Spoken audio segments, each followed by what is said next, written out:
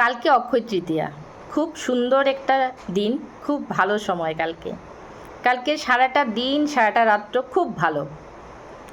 অনেক সময় তো আমরা যখন কিছু পারচেস করি বা যে কোনো কিছু একটা শুভ সময় দেখি, কালকে যে ওই দিনটা লাগে না। কালকের মুহূর্তটাকে বলা হয় অবুঝ মুহূর্ত। পুরো দিনটাই খুব ভালো।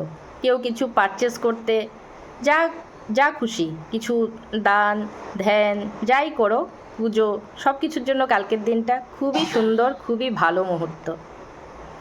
তো কালকের দিনে না অক্ষয় তৃতীয়া, সব কিছুই অক্ষয় হয়ে থাকবে কিন্তু।